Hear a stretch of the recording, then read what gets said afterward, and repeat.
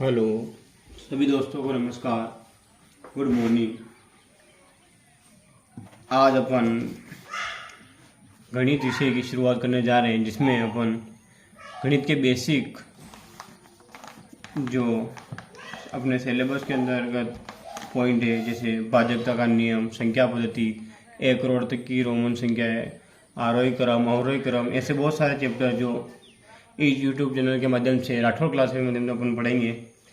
और आज अपन शुरुआत करेंगे भाजकता के नियम। अब भाजकता के नियम में क्या होता है कि भाजकता का नियम अपन को बताता है कि कोई भी संख्या, जैसे बड़ी से बड़ी संख्या डिजिट है, उसमें 2 का भाग विभाजित होता नहीं होता है, 3 का होता नहीं होता है, 4 का, 5 का, इस तरह से अपन भाजकता के नियम का एक शॉर्ट ट्रिक से माध्यम से पढ़ेंगे। तो अपन पहला जो अपना भाजकता के नियम में आता है 2 का भाजकता का नियम। अब 2 का भाजकता के नियम में क्या है कि अपन पढ़ेंगे इसमें विभाजित होती है या नहीं। तो 2 का भाजकता का नियम ये कहता है, यदि किसी संख्या का इकाई अंक, अपन लिखेंगे यदि किसी संख्या का इकाई अंक 0, 2, 4, 6, 8 इनमें से कोई हो तो हम वह संख्या क्या होगी, 2 से पूर्णतः विभाजित होगी। तो अपन लिखेंगे 2 का भाजकता का नियम, किसका, 2 का भाजकता का नियम। यदि किसी संख्या का इकाई अंक, यदि किसी संख्या का इकाई अंक,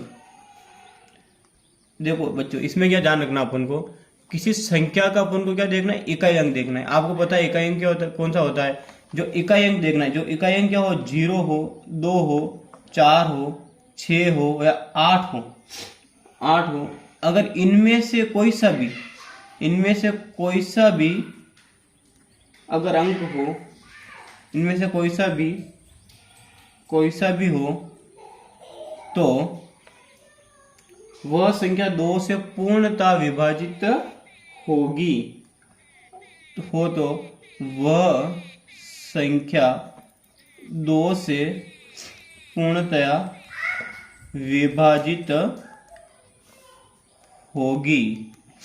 देखो बच्चों इधर देखो एक बार और अगर अपन मैं समझाऊं आपको, अगर 2 का भाजकता का नियम क्या कहता है, अगर कोई भी संख्या है जिसका इकाई अंक क्या होना चाहिए, इकाई अंक क्या होना चाहिए, 0 हो, 2 हो, 4 हो, 6 हो या 8, अगर इनमें से कोई सा भी अंक हो, ऐसा नहीं ये 2 अंक हो, 4 हो, मतलब इन संख्याओं में कोई सा भी अंक हो जो इसका क्या होना चाहिए, इकाई अंक होना चाहिए। ध्यान रखना, इकाई अंक का मतलब जो पीछे वाला अंतिम अंक होता है वो इकाई अंक होता है। इकाई अंक अपन का 0, 2, 4 से 8 हो तो उसका भाजकता का नियम 2 से क्या होगा, पूर्णतः विभाजित होगा।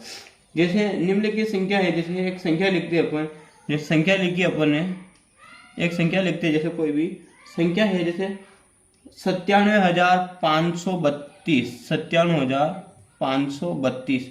अब देखो 97,532 में ये इसका क्या इकाई अंक है, क्या है, इकाई अंक। अब देखो इकाई अंक क्या है, 2, इसका क्या इकाई अंक 2। अगर इकाई अंक इसका 2 है तो अपन ने पढ़ा था, यदि किसी संख्या का इकाई अंक 0 या 2, इसमें 2 आ रहा है ना, इसमें क्या आ रहा है, 2 आ रहा है।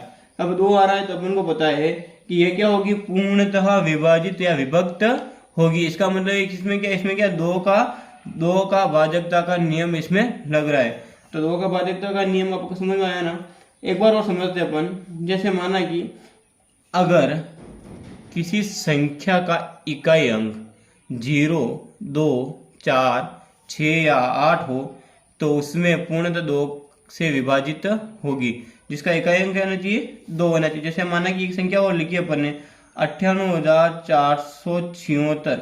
अब देखो इसमें इकाई अंक क्या है, 6, तो अपन का नियम क्या कह रहा है, यदि किसी संख्या का इकाई अंक 0, 3, 4, 6 और 8 में से कोई हो तो वह संख्या 2 से क्या होगी, पूर्णतः विभाजित। इसका मतलब ये भी क्या है, 2 से, इसका इकाई अंक क्या है, 6, इसका इकाई अंक क्या है, 6, इसका मतलब ये भी क्या, 2 से पूर्णतः विभाजित होगी। इसी के साथ जो अगला अपना का नियम आता है, दूसरा नियम आता है भाजकता का, दूसरा नियम आता है 3 से। कौन सा था, 3 से विभक्त होने वाली संख्या, 3 से विभाजित होने वाली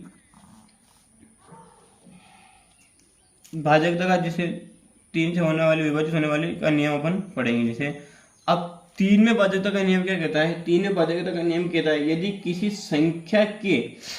किसी संख्या के सभी अंकों का योग, यदि किसी संख्या के सभी अंकों का योग 3 से पूर्णतः विभक्त हो जाए तो वो संख्या 3 से पूर्णतः विभक्त होगी। देखो अपन नियम लिख देते हैं, यदि दी गई संख्या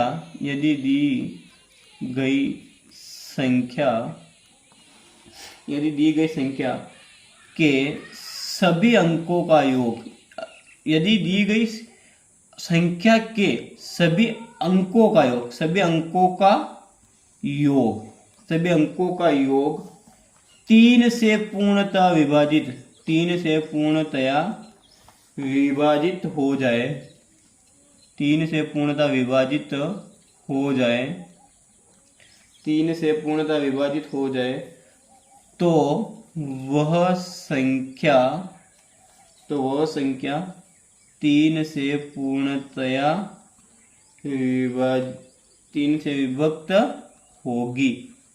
अब देखो इसमें नियम क्या है, यदि दी गई संख्या के सभी अंकों का योग, मतलब जो संख्या दे रखी है उन संख्याओं को क्या करना है? जोड़ना है, मतलब जोड़ना है, उस संख्या को क्या करना है? जोड़ना है।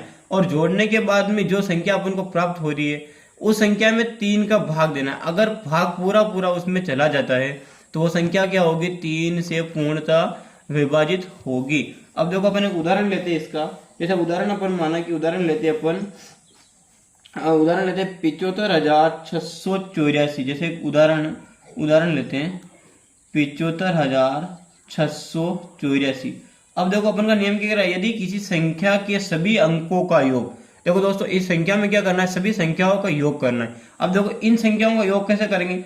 7 + 5 + 6 + 8 + 4। अब इन संख्याओं को जोड़ना है। अब इन संख्याओं को जोड़ेंगे, जैसे 5 और 7 12 और 6 18 और 6 18 और 8 26 और 30, कितना आ रहा है? 30। अब उसने फिर बोला है, अपन को पूछा है विभाजित हो जाए तो वह संख्या 3 से, देखो अब 3 से क्या करना है? वापस इसको भाग करना है। तो देखो 10 बार जा रहा है, इसका मतलब 10 बार से अपन को कोई लेना देना नहीं, इस संख्या से अपन को कोई लेना देना नहीं। अपन को ध्यान रखना है इसमें भाग पूरा जाना चाहिए। इसका मतलब ये 75,684 क्या है? 3 से पूर्णतया विभाजित है। समझ में आया ना ये चीज? एक बार और समझ लो। दो का भाजकता का नियम क्या कहता है अपन को, यदि किसी संख्या का इकाई अंक 0 2 4 6 या 8 हो तो वो संख्या 2 से क्या होगी? पूर्णतः विभाजित होगी। और 3 भाजकता का नियम क्या कहता है, यदि किसी संख्या का, जैसे यदि कोई संख्या दे रखी है उन संख्याओं का अंकों का योग करना है। किसका करना है? यदि कोई संख्या दे रखी है उस अंकों का योग करना है, और अंकों के योग अगर योग करने में उसमें 3 का भाग पूरा जाता हो, वह संख्या क्या होगी? 3 से विभाजित होगी। तो भाजकता का 3 का नियम और 2 का नियम आपने पढ़ लिया, समझ में आया होगा आपको। मैं ये आशा करता हूँ कि आपको भाजकता का नियम 2 और 3 समझ में आया होगा। अगर समझ में आया तो मेरे चैनल को सब्सक्राइब और शेयर करें, और अपना जो अगला वीडियो आएगा उसमें भाजकता का नियम 5 4 7 जो भी है आगे पढ़ेंगे अपन। धन्यवाद दोस्तों।